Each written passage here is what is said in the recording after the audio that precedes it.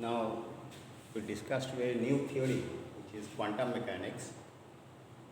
So far you have learned about the theory so far, that is the classical mechanics or Newtonian mechanics, which is based on the Newton's second law of motion, force is equal to mass into acceleration. Now when a particular theory fails to explain the physical phenomena, then it gives birth to a new theory. Now when the classical mechanics or Newtonian mechanics fail to explain the physical phenomena like the black body radiation and the photoelectric effect or Compton scattering, then the quantum mechanics puts forward a new theory called the quantum mechanics. Quantum mechanics is the more general theory, and the classical mechanics or Newtonian mechanics is a particular case of the quantum mechanics. Now, in interference and diffraction experiment, interference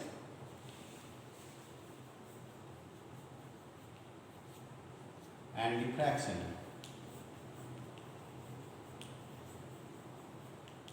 in these two experiments, we observe the wave nature of the light. Wave nature of the radiation.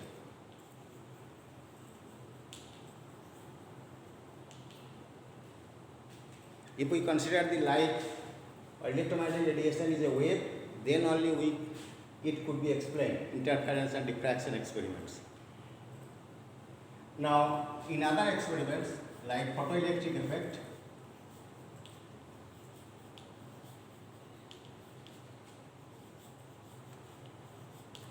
or Compton scattering,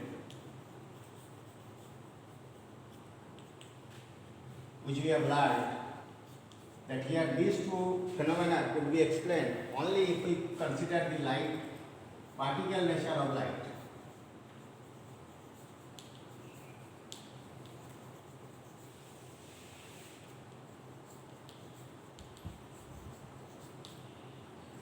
Which is called the photon.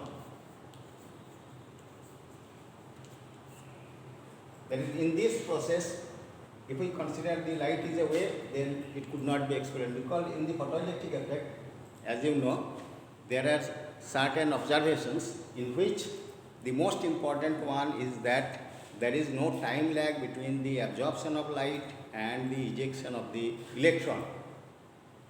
So, if we consider the light is a wave, then that instantaneous process of ejection of the photoelectron could not be explained. So in that case, it is considered the light is not a wave, it is a particle. That means a bundle of energy is coming at a discrete fashion, not in a continuous fashion, and as soon as a particular photon is absorbed by an atomic electron, and if it has sufficient energy to eject the electron will be ejected from the atom.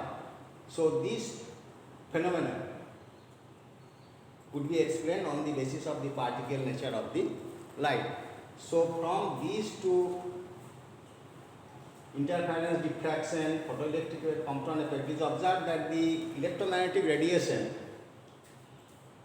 it behaves sometimes wave-like and sometimes behave like particles. So the radiation has dual character, particle-like and wave-like. So from this it is proved that the radiation has dual character.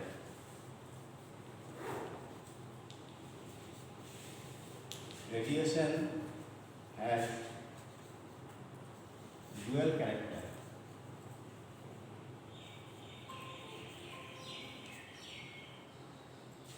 Wave-like and particle-like.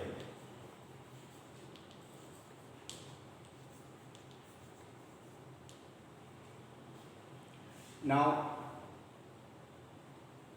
because the radiation, actually generally we consider radiation means electromagnetic radiation means it is energy. Energy is carried. Only energy is there. And according to Einstein's relation, E is equal to mc square.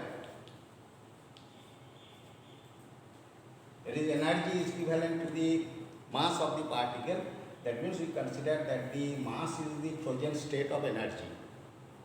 So the radiation has dual character, sometimes wave like, that is energy only, and sometimes particle like, that means it has mass in that case. And mass and energy are equivalent. So if the radiation can behave in this way, so people argued that then the material particle must have also dual character, because our nature loves symmetry. Nature is highly symmetric, because in our earlier lectures it is observed that in case of, say, electromagnetic theory, from Faraday's law of electromagnetic induction, we know that a changing magnetic field can produce an electric field. Similarly, people argued in that situation that if the changing magnetic field can produce an electric field, then a changing electric field can also produce a magnetic field. And we have observed that due to this, the Ampere's law was modified, that a changing electric field has the ability also to produce magnetic field. So nature is highly symmetric. So if the radiation has dual character, sometimes wave-like and sometimes particle-like, then material particle must have that dual character. And in this direction, the first conjecture was put forward by de Broglie. He put forward a hypothesis, de Broglie.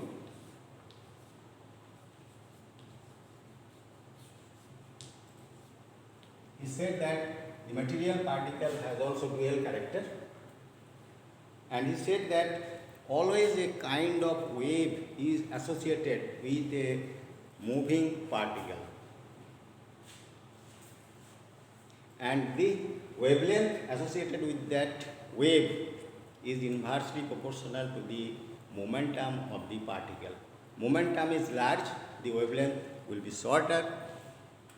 So momentum is small, the wavelength will be very large. Now, for a moving particle, suppose a classical particle, if we consider, suppose a stone is thrown or say automobile is moving, then in that case, when they are in motion, a kind of wave is associated with it, but the momentum, the mass of the classical particle, suppose a stone of 100 gram is moving at velocity, so its momentum is very high. So the wavelength will be very, very small, that is beyond the scope of detection. Now, if the particle is like electron, neutron or proton, that is in the atomic and subatomic particles, then in that case the wavelength of that particle associated with that moving particle can be measured. Now, according to de Broglie, that always a kind of wave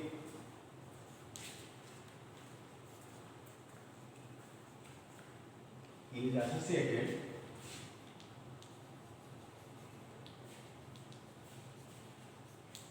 with a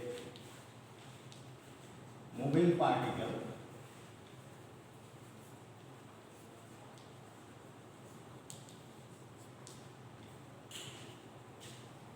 and the related wavelength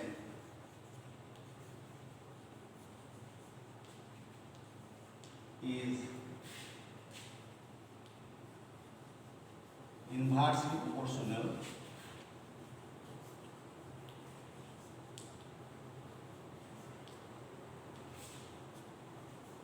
to its momentum.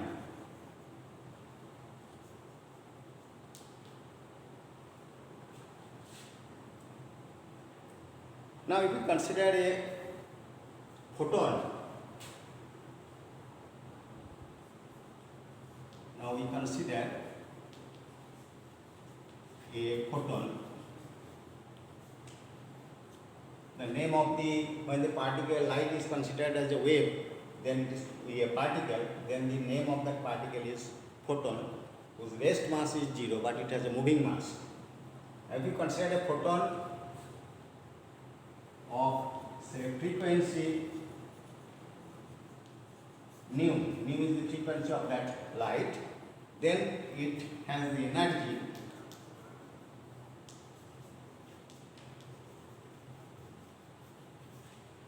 E equal to h nu. Now this energy can also be calculated from the relativistic formula, from relativity. What is the expression of energy? E square is equal to P square C square plus m0 square C to the power 4. m0 is the rest mass, and for photon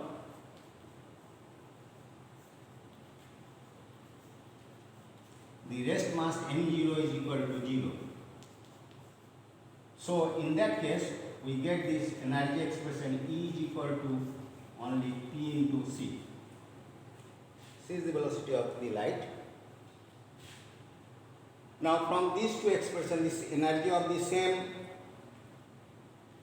electromagnetic radiation or light, so h nu is equal to Pc. Therefore we write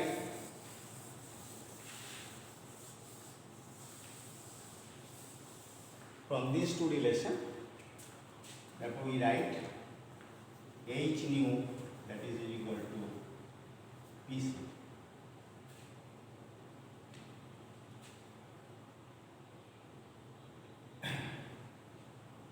So momentum P is equal to h.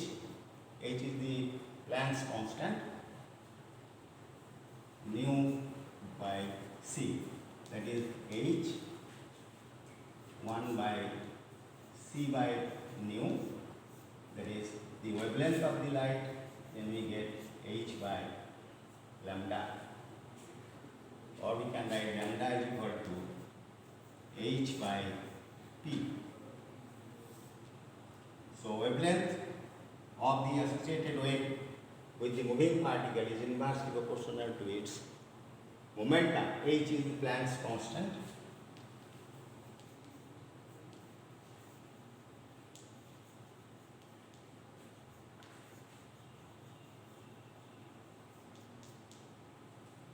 So mathematically, the de Broglie's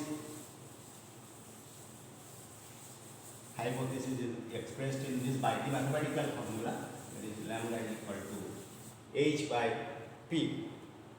Now if we consider this is for the electromagnetic radiation. Now suppose a particle of mass m is moving, this is the particle of mass m, it is moving with a velocity, suppose say v, then some kind of wave is associated with this. A wave will also move with that. Then what will be the velocity of this wave associated with this particle? With which velocity this wave will move? Whether it moves with the same velocity of the particle or not. Now that is called the de Broglie wave velocity or the phase velocity. Now let us consider a particle of mass m.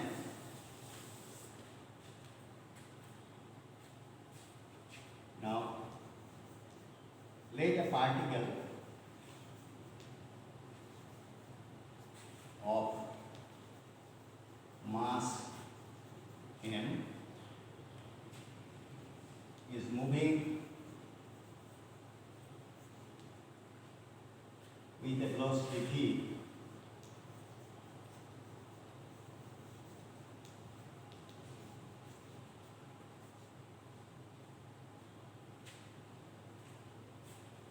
Then its momentum is m into v.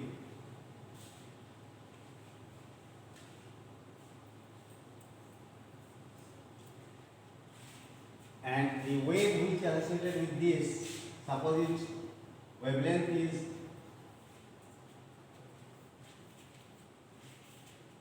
lambda,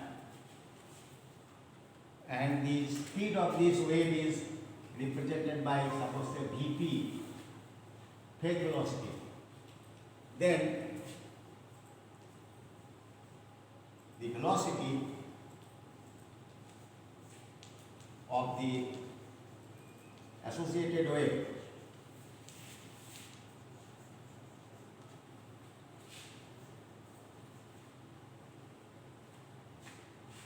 Vp, that is equal to nu into lambda. Velocity is equal to frequency multiplied by the wavelength. Now we know the expression of lambda, which is h by the momentum. Now we have to find the expression for nu. Now from Einstein's equation,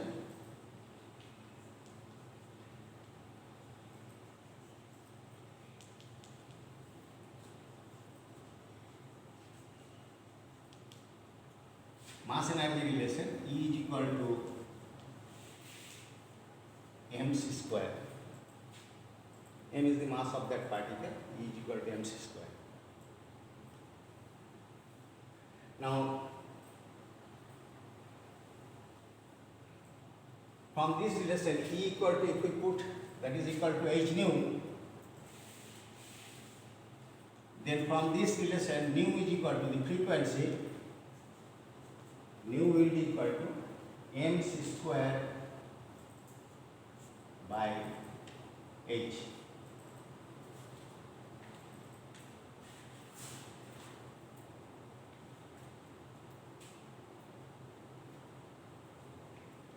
Now if you substitute these two values, lambda and nu, in this equation, then the phase velocity Vp associated with the moving particle of mass m, then the phase velocity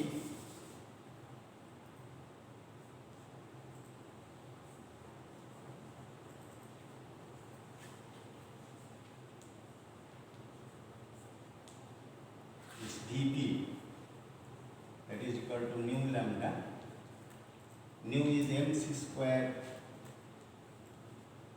by h into lambda, h by p, momentum here is mv.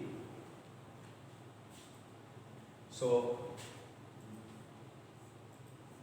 you get c square by v. So the phase velocity of the wave associated with the individual particle, that is given by c square by v, which is always greater than the velocity of the light, because v is less than c always, because no material particle can travel with the velocity of light. So Vp is always greater than, Vp is always greater than the velocity of light.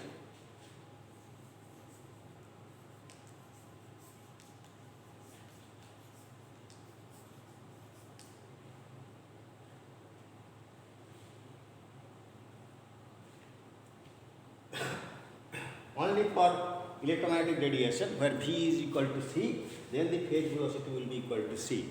Otherwise, for any material particle, the wave associated with the material particle will be greater than the velocity of the light. So, no wave or the particle, so this Vp is not actually the represents the velocity of that particle. So that Vp, the phase wave or individual wave, it has no physical meaning, because Vp has no physical meaning, because it is always greater than the velocity of light. So the phase velocity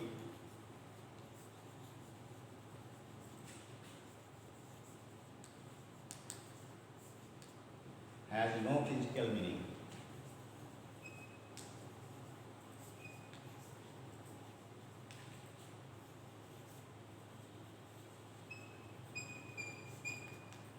Then the question is if the particle cannot be represented by the single wave which is represented by that associated with that particle, then how the particles will be represented in terms of waves? Because there is no single formula by which the probability of that particle, that is this is the particle with which a wave is associated. So the amplitude of the wave, we know that it defines the probability of finding the particle at any particular point here and at any particular time. So there is no formula by which the probability of finding the particle can be found in terms of the single wave associated with this particle. Actually, the particles are represented by not a single wave but a group of waves. A large number of waves, they are moving along the same direction. Then when they will superimpose each other, they will produce a wave packet or group of wave, as we observed in case of beats. Now, therefore, the particles are represented by not a single wave but a group of waves or wave packets. And now, therefore, we have to find with which velocity that wave packet is moving. Now, therefore, the particle is represented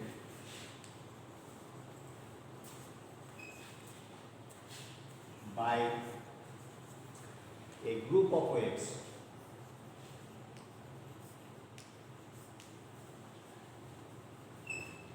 or wave packet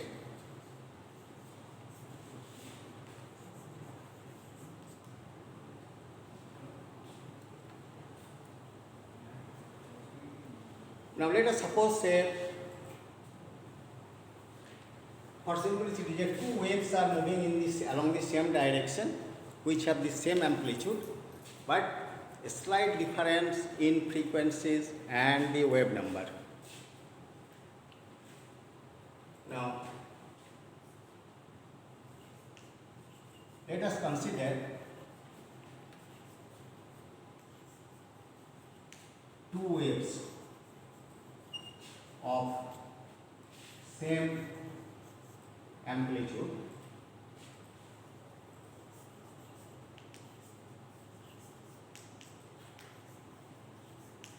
but differ in frequencies and wave number.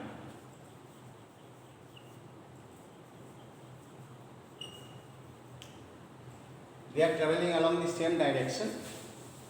So let they are represented by what is y1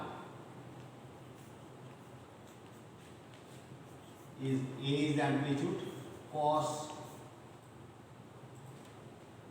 omega t minus kx, or you can write kx minus omega t because it is a cos function, or say another is y2, same amplitude cosine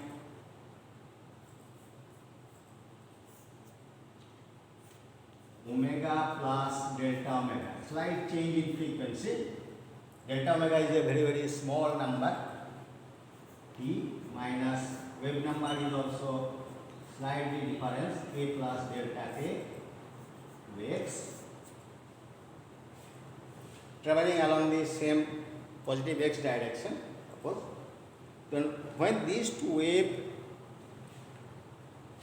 traveling along the same direction with the same amplitude but slight different frequency, they will superimpose on each other.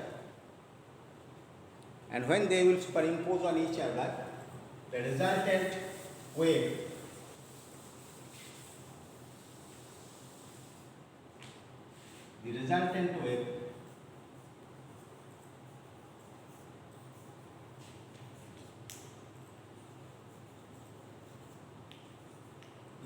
say y, that is equal to y1 plus y2 is a cos of omega t minus ax cos of omega plus delta omega t minus a plus delta k x.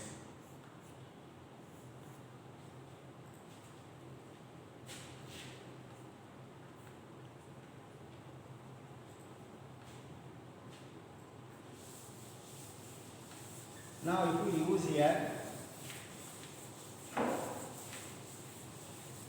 this cos A plus cos B, now using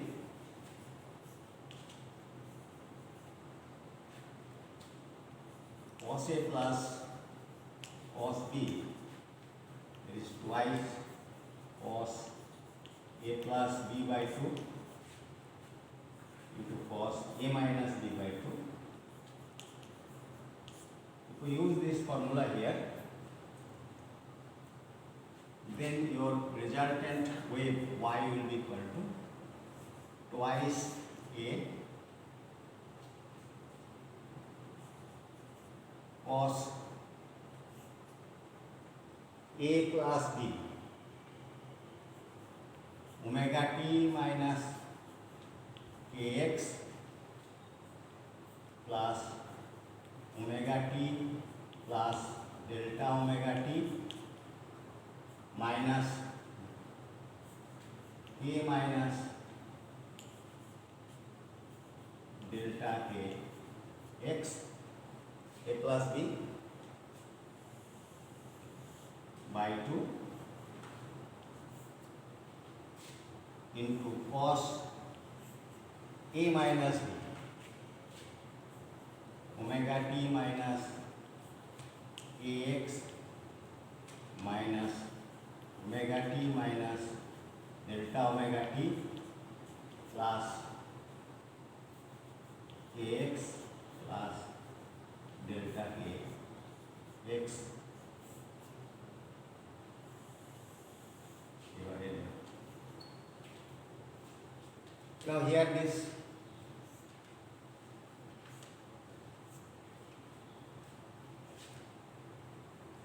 now therefore what we get finally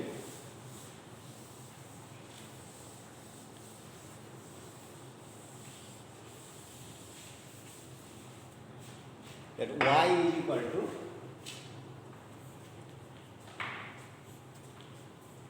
twice a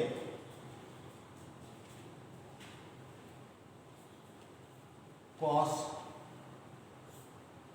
omega t twice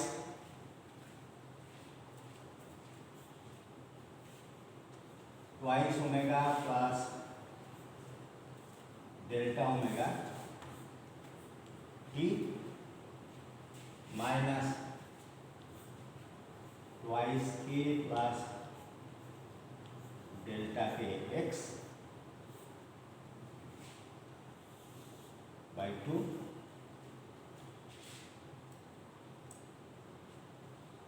and this cos of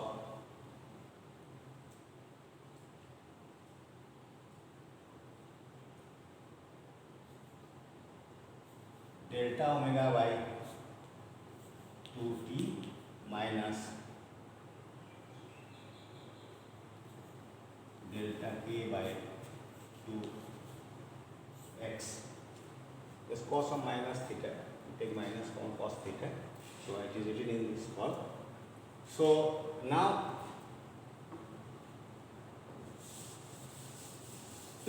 this is the resultant wave. Now as we know that delta omega is a very small quantity, so as delta omega is much less than omega and similarly delta k is much less than k, so here we neglect delta omega in the face of twice omega. Similarly here also we can neglect this delta k. So under this approximation, this your y will be equal to twice a cos 2 omega by 2. So you get omega t, and this is minus ax into cos this one delta omega by 2 t minus delta a by 2 x. Now the resultant wave will also behave as cos, moves as a cosine factor. Only here the amplitude is changing. Initially amplitude was a, now it becomes twice a cos this. So the amplitude is modulated.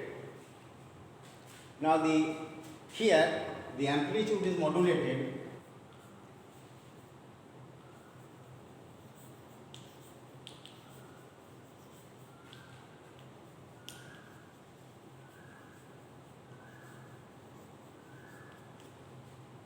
To twice a cos this one delta omega by 2 t minus delta k by 2 x. This is the modified amplitude of the resultant wave. Now this omega by k, actually the wave function is written like this. Generally the wave function say y, that is a cos t minus x by v. V is the velocity. So here v, that is omega by k, that is the phase velocity, that is omega by k. Similarly, it represents the group of waves. So vg, that is called the group velocity, that is delta omega by delta k. So here it represents a group of waves. After superposition, a wave packet is moving. So what is the velocity of that wave packet? Now the velocity of the wave packet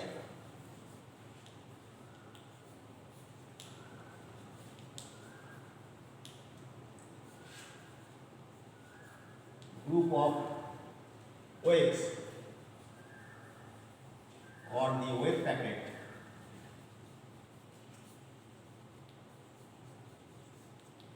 is say Vg, which is delta omega by delta k, or you can write it say d omega d.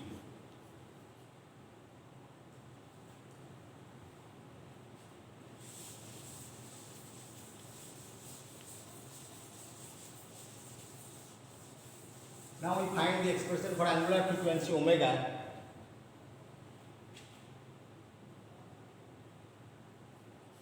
The angular frequency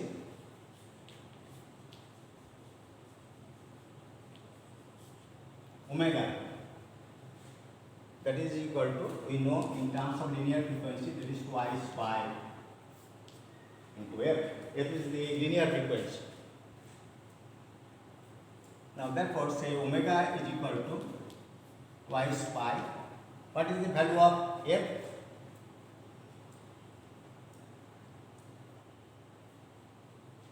That we can write from earlier we have defined what is nu. Here it is f is nu, the linear frequency.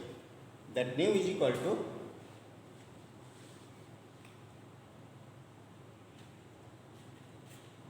m c square by h.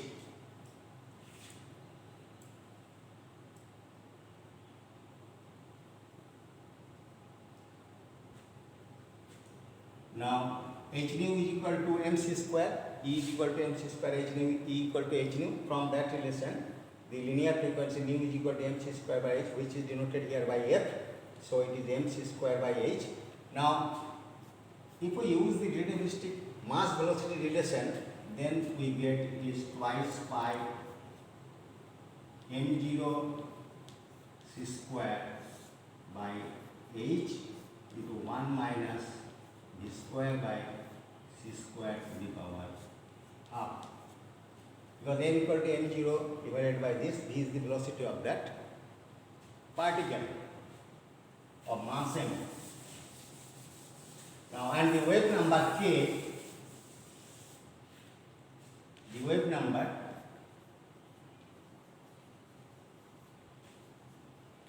k, that is the number of waves confined within the single wavelength, that is 2 pi by, in what notation, 2 pi by lambda. This is the wave number. This is 2 pi, this lambda is equal to h by mv, h mv, and here also if we use that relation we get twice pi m0 v divided by h 1 minus v square by c square to the power half. So this is the expression of omega, and that is the wave number k. Now to find the group velocity dg, which is d omega dk, we write it in this fashion: omega is a function of v, k is a function of v. Here everything is constant, twice pi m0 h c. Only variable is the velocity of the particle. Here also only the velocity of the particle is involved. So we can write it in this fashion, that d omega dv by dk dv.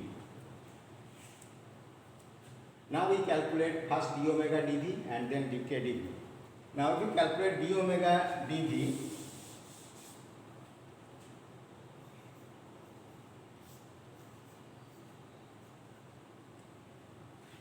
then from this relation we get twice pi m0 c square by h, differentiation of this minus half divided by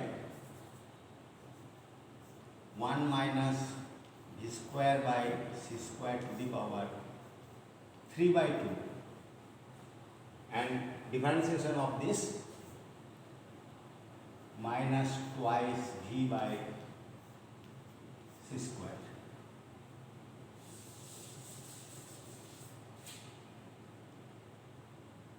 So minus minus you get becomes plus, this 2 will cancel, this square will cancel, so we get twice pi m0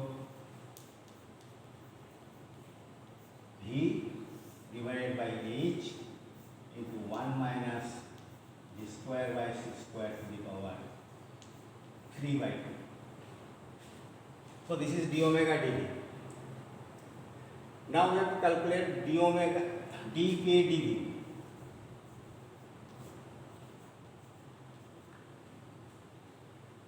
Similarly here we have twice pi f0 by h,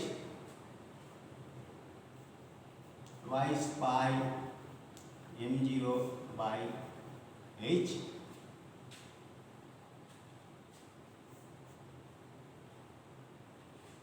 this one and this one, two terms. The first one gives you the 1 by 1 minus v square by c square to the power half, plus the second term v 1 minus v square by c square to the power 3 by 2 minus half into minus twice v by c square.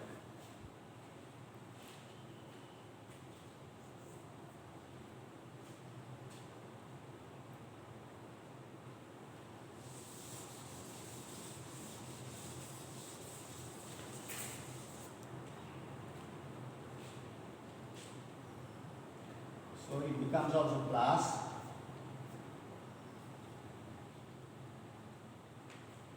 so dk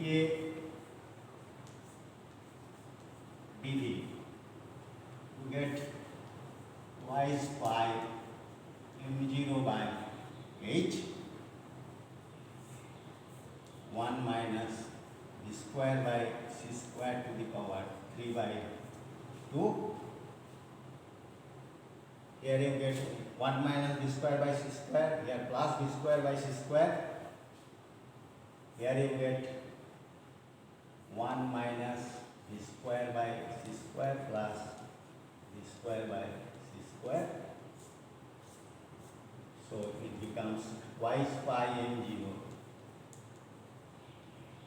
by h 1 minus b square by c square to the power 3 by 2. So now d omega dv is this one and dk dv is this one. So our group velocity vg that is d omega dv by dk dv. If we substitute these values, then what we get, that is equal to v, the velocity of the particle.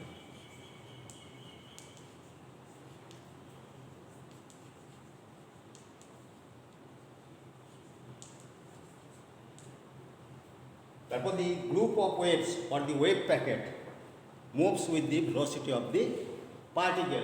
That is, the phase velocity Vp is greater than the velocity of light, so it has no physical meaning. But the wave packet is moving with the velocity of the particle. So the particle is represented by not a single wave, but a group of waves in which the particle is confined. Okay. Now in the next class we shall discuss the experimental verification of the de Broglie's hypothesis, that is the Davisson and Germer experiment.